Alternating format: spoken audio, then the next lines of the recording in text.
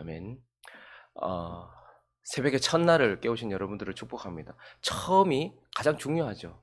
쭉 이어갈 수 있는 것, 그게 첫날이 시작이니까요. 하나님께서 오늘 큰 은혜를 주시고 또 이번 기간 동안 계속해서 기도하심으로써 하나님께서 주시는 축복을 마음껏 누리시기를 바랍니다. 우리는 지금 예수님의 생애의 마지막 한 주간 중에 셋째 날, 주일, 월요일, 화요일에 있었던 행적들을 지금 살펴보고 있습니다. 이날 예수님은 주로 대제사장, 서기관, 바리새인들, 장로들 이런 대적들과 계속해서 논쟁을 벌이셔서 이날의 행적을 소위 일명 화요 신학 논쟁 이렇게 부릅니다. 화요일 날 계속해서 대적들과 논쟁을 하셨다 해서 이날을 화요 신학 논쟁 이렇게 부르는데요. 예수님은 이들과의 논쟁을 통해서 자기 백성들, 자신이 생명을 주실 자기 백성들이 추구해야 하고 가져야 되고 더욱더 지향해야 할 것이 무엇인지를 드러내셨고 우리는 어제 그것을 살펴보았습니다. 우리가 어떻게 살아야 되는가에 대해서, 무엇을 해야 되는가에 대해서, 무엇을 지향해야 되는가에 대해서 살펴보았어요. 이제 오늘 본문은요, 이 서기관에 대한 평가를 통해서, 이 서기관을 바라보시면 주님께서 하시는 평가를 통해서 그러면 우리가 뭘 버려야 되는가, 뭘 지향해야 하는가, 뭘 경계해야 하는가에 대해서 말씀하십니다. 우리가 무엇을 해야 되는가에 대해서 말씀하시는 하나님이 이제는 우리가 뭘 버려야 되는지, 뭘 지향해야 하는지에 대해서 말씀하시는데요. 무엇이 우리의 신앙을 망쳐놓는지, 무엇이 우리의 삶을 실패로 가져가게 만들며 예수를 대적했던 이 서기관과 같은 상태로 만드는지 오늘 우리는 이 두 가지를 살펴보면서 우리 자신을 돌아보려고 합니다.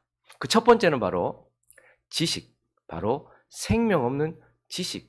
이것이 우리를 부패시키고 이것이 우리를 실패하게 만들며 이것이 우리의 신앙을 망쳐놓더라라는 것입니다. 오늘 예수님이 이제 서기관에 대해서 말씀하고 계시는데 서기관들의 특징은 수준 높은 지식을 가지고 있다는 거예요. 높은 지식을 가지고 있다라는 것이 이들에 대한 특징입니다. 이들은요, 하나님의 말씀, 율법에 대하여 정통하고 있던 자였어요. 율법을 너무나도 잘 알고 있던 자들이었습니다. 그리고 이들은요, 장로들의 유전에 대해서도 너무나도 잘 알고 있었던 자들이었습니다. 거기다가 이들은 이제 그리스도에 대해서도 알고 있었어요. 오늘 35절을 보시면요, 서기관들이 예수께서 성전에서 가르치실 때 대답하여 이르시되 어찌하여 서기관들이 그냥 율법에 대해서만 알고 있었던 것이 아니고 그리스도를 다윗의 자손이라 하느냐라고 말하면서 그들은 그리스도에 대한 지식도 가지고 있었다라는 것입니다. 그래서 예수님이 이들에 대하여 어떻게 평가하셨냐면 34절에 보시면요, 예수께서 그가 지혜 있게, 율법사 그러니까 서기관이 지혜 있게 대답함을 보시고 이르시되 네가 하나님의 나라에서 멀지 않도다. 그의 지식을 보시면서 야, 하나님 나라에 멀지 않다. 근데 하나님 나라가 네 것이다 라고 말하는 것과 하나님 나라가 멀지 않다라고 말하는 것은 전혀 다른 차원이죠. 그렇지만 하나님은 이들의 지식이 하나님 나라에서 멀지 않다라고 인정하실 만큼의 지식이었단 말입니다. 그렇지만 그들의 지식의 문제는 무엇이죠? 바로 성령 없는 지식이었다라는 거예요. 성령 없는 지식. 예수님께서 지금 그 수준 높은 지식 너무나도 잘 알고 있어요. 성경을 너무나도 잘 알고 있지만 그들에 대하여 지적하시면서 하나님은 다윗과 비교 대조하십니다. 그래서 다윗은 어떠하였는가? 36절에 보시면요, 다윗이 성령에 감동되어 친히 말하되 주께서 내 주께 이르시되 내가 내 원수를 네 발 아래 둘 때까지 내 우편에 앉아 있으라 라고 말하면서 다윗도 그리스도에 대한 지식을 가지고 있었는데 다윗은 어떻게 지식을 가지고 있었어요? 성령을 통하여서 지식을 가지고 있었단 말입니다.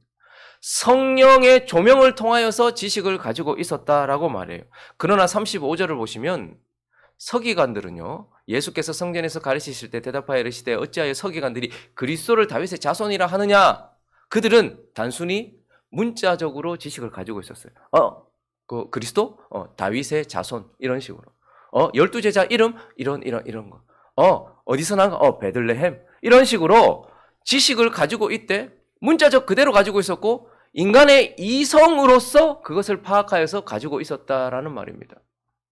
다윗은 똑같은 그리스도에 대한 지식을 가지고 있어도 성령의 영감을 받고 성령의 조명을 받고 성령의 은혜를 통하여서 그리스도에 대한 지식을 가지고 있었지만 서기관들과 그러한 사람들은 단순히 이성적인 문자적 지식으로서 그걸 그대로 가지고 있었단 말입니다. 그래서 성경을 너무 잘 알고 있어요. 통으로 외우고 있어요. 그렇지만 성령 없는 지식이었다라고 말하고 있어요.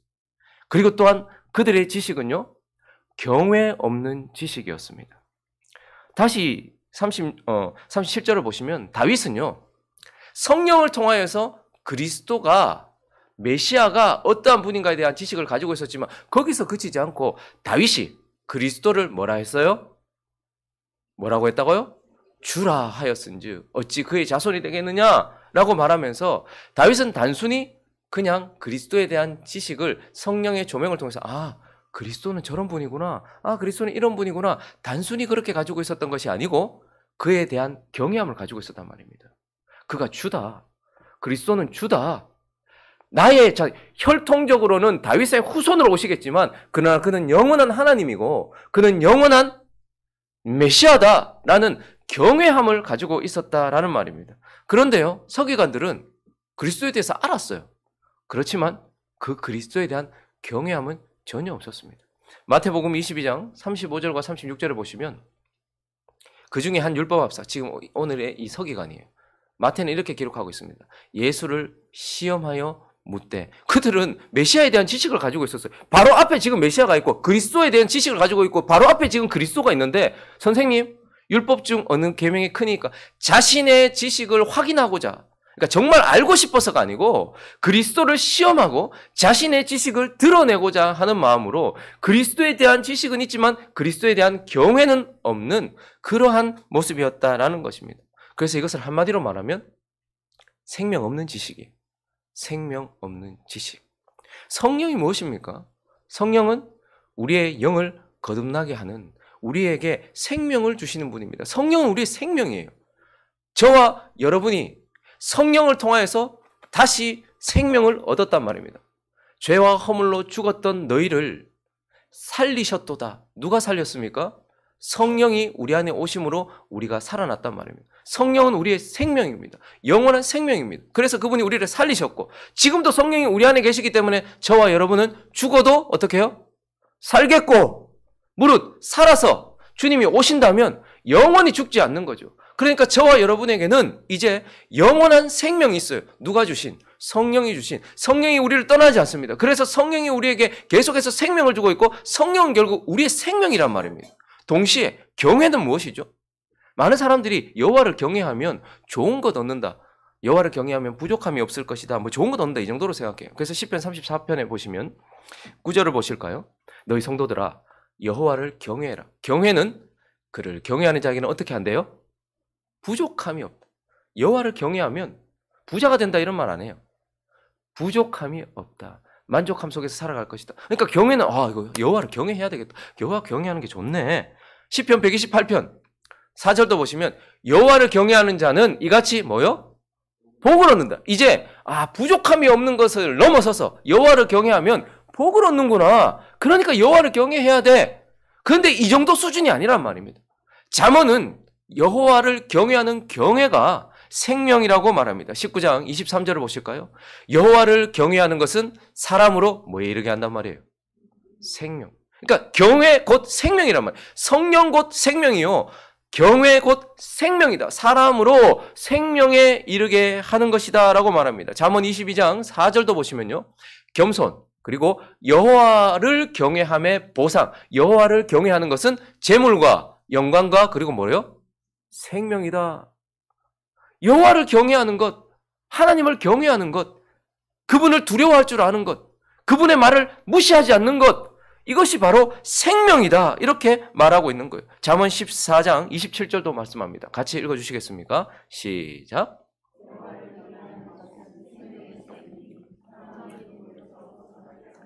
왜 사람들이 영적인 생명이 점점 약해질까요? 여호와를 경외하지 않기 때문에. 교회가 왜 생명력을 잃었을까요? 여호와의 말씀을 두려워하지 않아요. 하나님 앞에 서 있어도 아무것도 두려워하지 않는단 말입니다. 경외는 곧 생명이요 생명력이다라고 말하는 거예요. 그렇기 때문에 이들은 여호와를 경외하는 생명도 없고 성령을 소유하고 성령으로 충만한 생명도 없이 뭘 가지고 있는 거예요? 지식만 가지고 있는 거예요. 사람들은 많이 알면 내가 성경도 잘 모르고요. 뭐도 잘 모르고 많이 알면 지식이 우리를 무엇인가 만들어줄 것처럼 생각을 하지만 그러나 지금 지식으로 가득 찼던 서기관들이 경외함 없이 성령 없이 이 지식을 가지고 있었기 때문에 오히려 어떻게 되었다? 그들은 부패했고 그리스도를 십자가에 못 박는 자리까지 가게 만들었다. 그들을 망쳐놓았다. 이렇게 말하고 있습니다. 왜 아담의 모든 후손, 우리 모든 인류가 지금 이러한 상태, 비참한 상태로 떨어진 이유가 무엇입니까? 바로 이러한 지식 때문이었습니다. 아담이 왜 이렇게 되었습니까? 우리가 모두 왜 이렇게 되었습니까? 지식을 추구했기 때문입니다. 그들이 뭘 추구했어요? 선악을 알게 하는 지식, 그것을 추구했단 말입니다. 그런데 하나님이 어떻게 하셨습니까? 너희 동산에 있는 실과를 임의로 먹으라. 생명나무 실과도 먹으라. 그러나 선악을 알게 하는 나무의 실과는 먹지 말아라 말씀했어요. 그런데 어떻게 합니까? 여호와를 경외함 없이 그 말을 어기고 그들은 지식을 추구했습니다. 선악을 알게 하는 지식, 그것을 추구했고 하나님 경외함 없이 지식을 소유하고 있었다라는 말입니다. 그래서 그들은 그렇게 되었죠. 아담과 그의 후손들이. 그리고 그들이 왜 그렇게 되었습니까?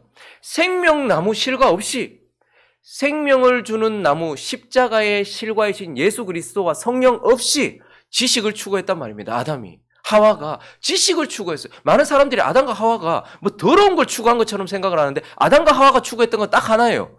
지식. 근데 여호와 경외함도 없이 생명을 주는 나무 십자가의 실과이신 예수 그리스도와 성령도 없이 지식을 추구했어요. 그래서 많은 사람들이 자꾸 뭔가 성경 공부, 제자 훈련, 이거 나쁜 것이 아니에요. 그러면 어떻게 해야 될까요? 이 서기관들도 똑같이 아담과 그의 후손들처럼 똑같이 하나님을 경외함 없이 그리스도를 경외함 없이 지식을 추구했고 성령 없이 지식을 추구했어요. 그러면 어떻게 해야 될까요? 지식을 버려야 됩니까? 아니요. 저와 여러분이 회복해야 할 것은 여호와를 경외하는 것입니다. 하나님의 말씀을 두려워할 줄 아는 거예요. 하나님의 말씀을 무시하지 않는 거예요. 하나님이 하라 하면 하고 하지 말라 하면 하지 말아야 되는 것입니다. 성경을 통해서 말씀하시는 특별 계시를 무시하지 마십시오. 성경을 통해서 우리에게 날마다 주시는 그 말씀을 무시하지 마십시오. 그리고 일반 계시도 무시하지 마십시오. 여러분, 새벽에 오늘 일어나려고 하면 뭐부터 돼야 됩니까? 새벽에 일어나는 관건은 일찍 자는 데 달려 있습니다. 자꾸 일찍 일어나려고 노력하지 말고 일찍 주무시려고 노력하십시오. 일찍 주무시려고 하면 어떻게 해야 됩니까? 다 해놔야지. 부지런히 해놔야죠. 근데 이게 지금 새벽기도 나오라고 지금 제가 그냥 여러분들한테 드리는 말이 아니고 일반 계시로 하나님께서 우리에게 어두워지면 어떻게 해야 된다? 자게 만들었어요. 그 하나님 말씀이에요. 밤에 자라. 해가 뜨기 전에 이른 새벽에 먼저 이 태양보다 더 빛나는 하나님을 만나기 위해서 하나님 일찍 일어나고 그리고 태양이 뜨면 일해라. 이건 하나님께서 우리에게 주시는 일반적으로 주시는 말씀이에요.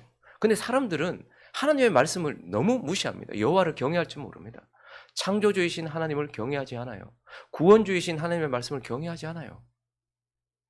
다시 오셔서 우리의 삶을 심판하실 그리스도를 경외하지 않아요. 두려움이 없어요. 내가 말을 내뱉으면서도 내가 행동을 하면서도 오늘 내가 살면서도 여기에 대해서 평가하셔서 우리는 CCTV에 찍히듯 모든 삶이 다 찍혀서 결국 주님 앞에서 다 드러나게 될 것입니다.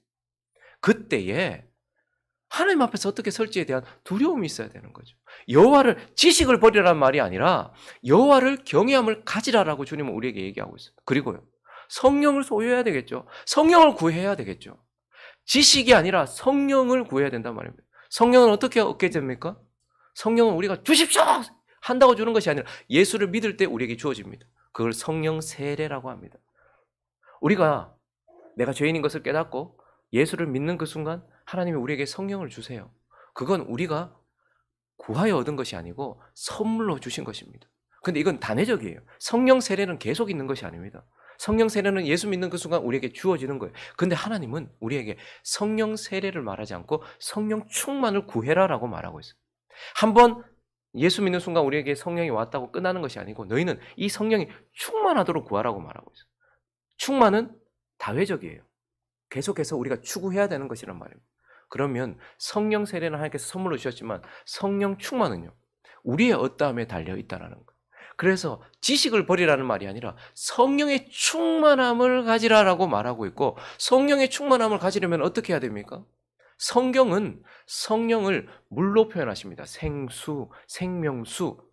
물이 낮은 곳으로 임하듯 우리가 자기 자신을 낮출 때 성령으로 충만해지는 거예요.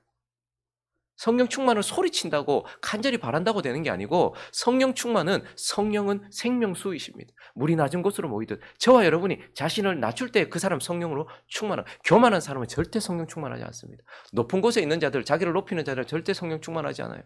그러니 자신을 낮추는 자에게 주시는 성령 충만함. 그리고 성령은 성경에서 불로 표현하십니다. 거룩한 불. 하늘로 내리는 불. 하늘로에서 내리는 불은 언제나 어디에만 내려졌습니까? 제단에만 내려졌어요. 거룩한 제단. 그러므로 저와 여러분이 깨끗한 심령이 되어야지 성령이 충만해지는 겁니다. 자기 자신을 더럽혀 놓고 성령 주십시오라고 말한다고, 충만 주십시오라고 말한다고 되는 게 아니에요. 나 자신을 거룩한 제단이 되고 십자가를 붙들고서 정결하게 할 때에 성령이 우리 속에서 충만하게 임하는 것이죠. 그러나 성령은 또한 바람이라고 이야기해요. 바람은 임의로 불어요. 우리가 조정할 수 있는 게 아니란 말이에요. 그래서 어떻게 하는 거예요? 성령을 구해야 되는 거예요. 주권을 그분께 맡기고, 우리는 자신을 낮추고 우리를 정결하게 하고 성령 충만을 주십시오, 성령의 충만함을 주십시오라고 구해야 하는 것입니다. 그래서 이것을 통하여서 하나님의 말씀, 하나님을 경외하는 마음으로 하나님의 말씀을 받고 성령의 충만함으로 하나님의 말씀을 받아야 신앙이 자라는 것이고 신앙이 옳아지는 것이지, 경외함도 없고 성령 충만도 없으면서 지식을 구하면 오히려 그 지식이 우리를 망친다라고 말씀하고 있는 거예요. 그래서 교회에 보면요, 결국 그리스도를 대적하고 교회를 회파하는 사람들은 교만하여 성령 충만이 없고 여호와를 경외함이 없는 자들이 결국은 지식으로 가득 차서 교회를 망치고 그리스도의 몸을 병들게 하고 그렇게 한다는 것을 보면서 오늘 나는 지금 어떤 상태에 있는지, 나는 생명 없는 지식을 가진 자인지 생명 가진 지식을 가진 자인지를 돌아보는 저와 여러분 되시기를 예수 그리스도의 이름으로 축원합니다. 또 하나, 이제 우리는 지금 버려야 될 것들 바라보고 있는데요, 두 번째는 바로 외식입니다. 지식, 생명 없는 지식, 그것이 우리를 죽입니다. 그런데 또 하나, 외식, 긴 옷 입은 외식. 우리는 다 예의, 범절, 어떤 이런 것들로 우리 자신을 포장하기를 좋아하는데, 그런데 우리의 신앙을 망치는 것, 그것은 무엇이냐 하니까 긴 옷 입은 외식이다 이렇게 말하고 있습니다. 외식이 뭐죠? 외식은 겉과 속이 다른 상태에서 그것을 그대로 유지하면서 그런 척 연기하는 상태, 그걸 외식이라고 합니다. 속은 이러면서 겉은 아닌 척 연기하고 그렇게 그 상태를 유지하는 것, 그게 바로 외식이다라는 것이죠. 예수님은 오늘 이들과의 논쟁을 통해서 특별히 서기관들의 속을 드러내셨어요. 서기관을 가만히 보니까 그 속이 어떤가 보니까 하나님 앞에서 매우 교만해요. 하나님 앞에 자신을 높이고 있어요. 하나님 앞에 교만하고, 그리고 이웃은 포악을 저지르면서 이웃에게는 미움과 더러움과 포악함으로 이웃을 대하고 있다라는 것을 보게 돼요. 그래서 그들의 속이 어떻게 드러나는가? 39절에 보면 회당의 높은 자리와 잔치의 윗자리를 원하는 모습으로 그들이 하나님 앞에 자신을 높이고 있다는, 하나님이 없는 인생이다, 하나님 자리에 가려고 하는 인생이라는 것을 드러내셨어요.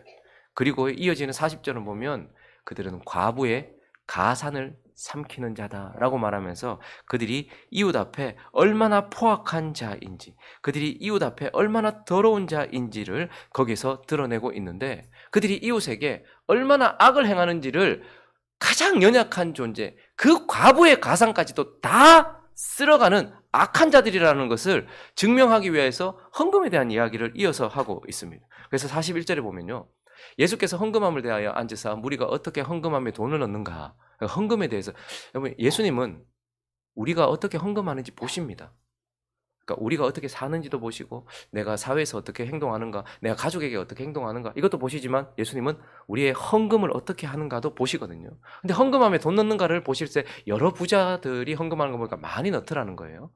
근데 한 가난한 과부 와서 2렙돈, 곧 한 고드란트를 넣더라. 가장 낮은 단위의 돈이에요. 예수께서 제자들을 불러다가 이르시되 내가 진실로 너에게 이르노니 이 가난한 과부는 헌금함에 넣는 모든 사람보다 많이 넣었도다. 그들은 다 그 풍족한 중에서 넣었거니와 이 과부는 그 가난한 중에서 자기의 모든 소유, 생활비 전부를 넣었다라고 말하면서 헌금에 대한 이야기를 하고 있어요. 많은 사람들이 이 부분을 봐라, 과부가 이렇게 가난한데도 자기 생활비 전부를 하나님께 넣었다. 그래서 너희도 이렇게 헌금해라, 하나님께 헌신해라. 이제 이렇게 그때의 그들처럼 이 본문은 그렇게 사용합니다. 그런데 지금 이 본문이 그 얘기하는 겁니까? 예수님이 지금 헌금 많이 해라 지금 이 얘기하고 있는 겁니까? 이 봐라, 이 가난한데도 이만큼 넣었다, 이렇게 얘기하는 겁니까? 물론 주님은 주님을 사랑한 과부가 주님을 위하여서, 하나님을 위하여서 자기 생활비 전부를 넣었던 그 큰 헌신을 드러내시는 것은 사실이지만 지금 이 본문은 무슨 맥락에서 나오고 있는 거예요? 서기관들이 과부의 가산을 탈취하는 것, 그걸 증명하기 위해서 지금 주님께서 지금 이 이야기하고 있는 거예요. 그러니까 지금 이 본문은 헌금 많이 해라는 말이 아니고 이렇게 생활비 전부를 넣게 만들었던 그들의 악함을 지적하고 있는 거예요. 지금 예수님이 있었던 당시는요, 헤롯이라는 사람이 유대인들의 그런 호의나 유대인들의 어떤 그런 지지를 얻기 위해서 성전을 짓고 있었거든요. 유대인 하면 성전이잖아요. 그러니까 성전을 짓고 있었는데 46년째 짓고 있었어요. 건축하고 있었단 말입니다. 교회가 제일 힘들 때가 언제죠? 건축할 때예요. 46년 동안 건축하고 있었으니 얼마나 힘들었겠습니까? 헤롯은 하나님을 경외했기 때문이 아니고 유대인들에게 뭔가 얻어내려고 그렇게 46년 동안 그렇게 하고 있었어요. 그러니까 건축하고 있으니까 서기관들이 뭐라고 말했겠어요? 사역자들이 뭐라고 말했겠어요? 성전 사역자들이 헌금해라고 말하는 거예요. 그러니까 사람들이 가장 많이 드나드는 여인의 뜰과 사람들이 많이 가장 드는 그 뜰 앞에 놋쇠로 만든 나팔 모양의 헌금함을 13개나 갖다 놓은 거예요. 거기에 13개, 그러니까 쉽게 말하면 헌금 종류가 13개가 있었단 말이에요. 뭐 정확한 무슨 헌금, 무슨 헌금, 무슨 헌금, 무슨 뭐. 그래서 1번부터 9번까지는 거기에 드리는 어떤 희생 제물, 그리고 성전세와 관련된 헌금이었어요. 그리고 나머지 4개는요. 성전 수리, 리모델링, 성전 더 꾸밈, 성전 장식, 이런 것들로 거기 놓은 거예요. 자, 하나님의 집을 짓는다고 하는데 과부가, 하나님을 사랑하는 과부가 가만히 있을 수 있었겠습니까?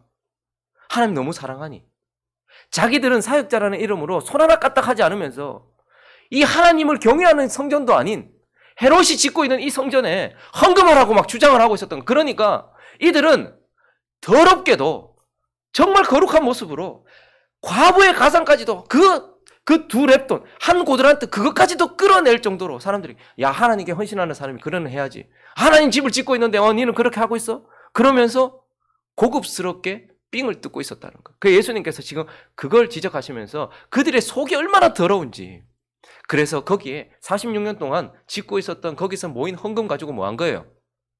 자기들 생활하고 자기들 호화롭게 먹고 자기들 그렇게 하고 있었단 말이에요. 그러니까 예수님은 지금 서기관을 보면서 회당의 높은 자리, 사람들의 상석, 거기 앉기를 좋아하면서 하나님이 계셔야 될, 그리스도가 계셔야 될 자리에 자신을 하나님 앞에서 높이는, 하나님을 미워하고 있는 그들의 모습과 과부의 가상까지도 삼키고 있는 그들의 더럽고 추악함, 이것을 지적하고 계셨습니다. 그런데요, 그들은 어땠습니까? 그 속은 이렇게 더러우면서 과부의 가상까지도, 여러분, 막 헌금 뜯어내는 거 정말 고급스러운 깡패예요. 하나님 이용해가지고 헌금 뜯어내고 과부가 그 생활비 전부를 뜯어내게 만든 그렇게 더럽고 추악한 거. 그런데 그들은 어떻게 하고 있었습니까? 38절에 보니까요, 예수께서 가르치실 때 이르시되 긴 옷을 입고 다니는 것과 시장에서 문안받는 것, 그들이 세마포 옷을 입고요, 발에 끌리는 옷을 입고 있었어요. 그리고 그 끝에 술, 뭐 이렇게 방울 같은 거 달려 있어서 갈 때마다 소리가 딸락, 은은한 소리가 딸락 나면서요, 길게 율법을 경문으로 쓴 것을 옷에다가 이렇게 달고 있어요. 그러니까 말씀이 움직이고 있는 거예요. 하나님의 율법, 그러니까 거룩한 옷을 입고 자기 속은 지금 여기 삥 뜯고 있으면서 하나님을 경외하는 거 하나도 없으면서 거룩한 옷으로 자기를 가리고, 마치 범죄한 아담이 무화과로 그것을 가리듯 우리가 우리의 예의와 범절과 우리의 웃음과 포커페이스로 우리 자신을 가리듯 더럽고 추악함을 그 긴 옷으로 쫙 가리고 있어요. 그리고 40절은 뭐라고 얘기합니까? 그들은 과부의 가사를 삼키면서 사람들 많은 시장에 가가지고, 꼭 장날에 나가요. 장날에 나가가지고 또 긴 옷을 입고 길게 하나님께 기도하고 있는. 하나님은 이것이 우리의 신앙을 망쳐놓는다라고 말하고 있습니다. 자, 그러면 어떻게 해야 될까요? 우리의 속과 우리의 겉이 우리의 속이 이렇게 더러워요. 어떤 분들은 우리의 속이 이렇게 더러운데 그렇지 않은 척하는 그거 나쁜 거야. 그러니까 나는 있는 그대로 드러내. 뭐 그게 더 좋은 것처럼 나는 쿨해. 나는 깨끗한 사람이야. 오히려 나는 저렇게 더럽고 아닌 척하는 것보다 오히려 솔직하잖아. 그래야 되는 것입니까? 아니요. 외식하면서 연기하는 것이 아니라 다윗처럼 아파하고 통회하는 심령, 자복하는 심령으로 회개할 줄 알아야 되는 것입니다.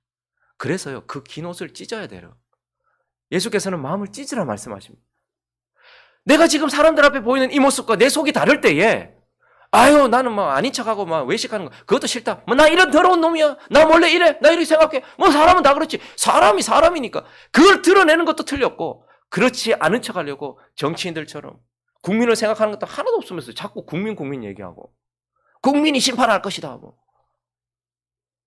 목회자들, 중직자들, 성도들 그리스도를 경외하는 마음 하나도 없고 성도를 사랑하는 마음 하나도 없으면서 나가면 거룩한 옷 입고 전도지 돌리고 자녀들한테 뭐라 말하고 배우자한테 뭐라 말하면서 그걸 볼 때 사람이 가장 더럽게 여길 때가 언제인지 아십니까?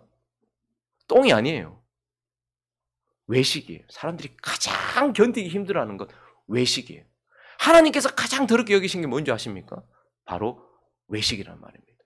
그러니까 아닌 척 연기를 하는 것이 아니고 자복하고 통회하는 심령으로 자신의 겉모습과 속이 다른 것을 깨달았을 때에 깨트리는 것, 그걸 하나님께서 원하시면서 그러한 더러운 삶을 살지 말아라 라고 우리에게 말씀하고 있는 것입니다. 말씀을 정리하겠습니다. 신앙이 좋아지려고 하면 뭘 더 하기보다, 건강이 좋아지려고 하면 뭘 더 먹기보다는 뭘 안 해야 되는 것처럼 신앙 또한 마찬가지입니다.